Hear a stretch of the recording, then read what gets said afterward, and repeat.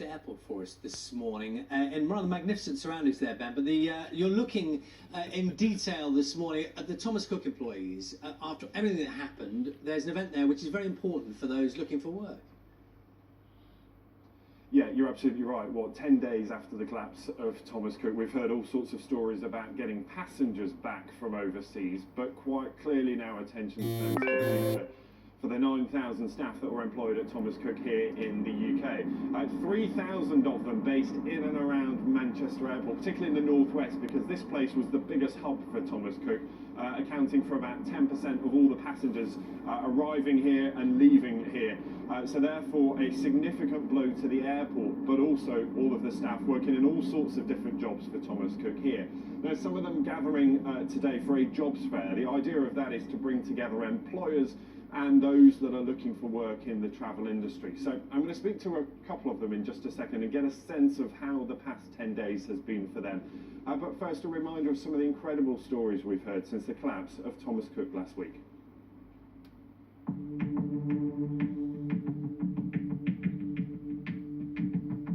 Our headlines today: Thomas Cook collapses after last-minute negotiations to save the world's oldest tour operator fail.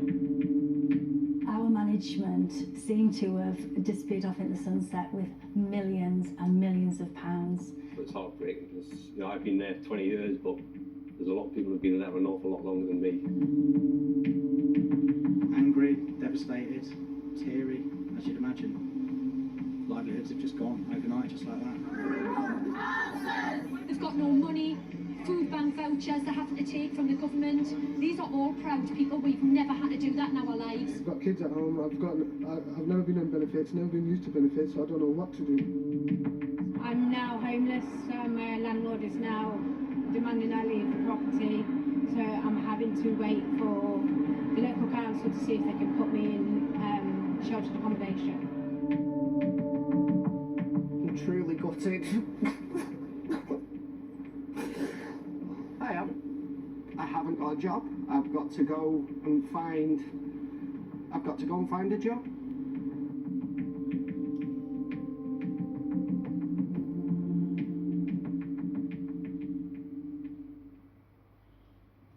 So some of the incredible stories that we've heard over that past 10 days. Well, two people with me know all of that all too well. Lucy and Betty are with me. Morning to both. Betty, you were cabin crew, weren't you, for Thomas Cook for quite a number of years. Years I had the honour of working for Thomas Cook.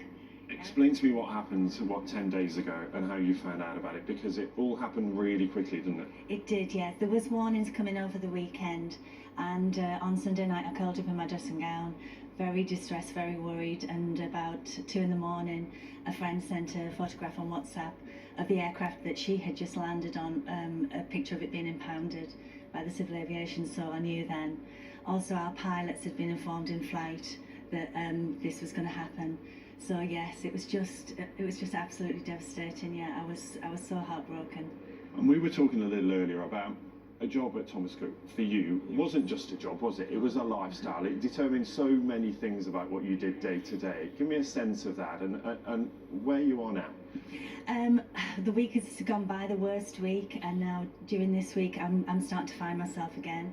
But I will always think of Thomas Cook actually as my home and my family in aviation. Even if I move on and work for someone else, I'll hold it with such fondness because it wasn't like anywhere else I've worked. I've flown for nearly 29 years. I've worked for some big companies, our national flag carrier, and European Airlines as well. But this one, I absolutely felt absolutely at home there, and I was so welcome. They were so professional, they were kind, they were fair, and they paid well for us. It was a good standard of living with them, and you just felt this absolute devotion to the company, and I'm sure all of my colleagues did as well.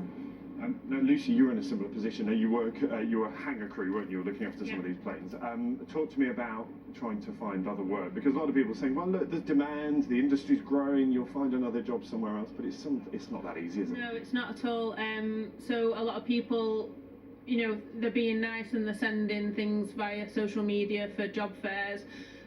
Not like this one that we're at today, but for like Virgin, Jet2 and whatever, but they're all kind of aimed at cabin crew and captains. They're all recruiting for 2020, but for the people like me, I was a quality compliance auditor, and they're not looking at roles like that. So it is difficult. I'm trying to look out of the industry as well. So. Now, you had a job interview this week, didn't you? And it's really tough because you're sort of damned if you do and damned if you don't, because employers are trying to find a sense of you want to be doing this for a long time, but they think, and they told you some specific feedback, didn't they? Yeah, so the feedback I got basically was that they felt that I was just taking anything that kind of came along, and in a couple of months' time I would move on, which that isn't the case. I'm not one to kind of move on. I like to get my feet under the desk and kind of set a career there. Good luck today. We'll talk more a little later, because I know this careers fair is all about trying to help you guys match up with another employer, isn't it? So for now, thank you. Really grateful for sharing your stories with us. Thank you.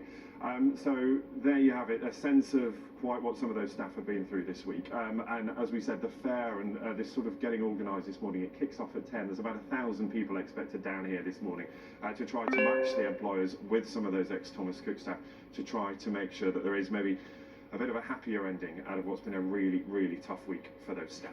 More from me after 7. See you then. Ben, thanks very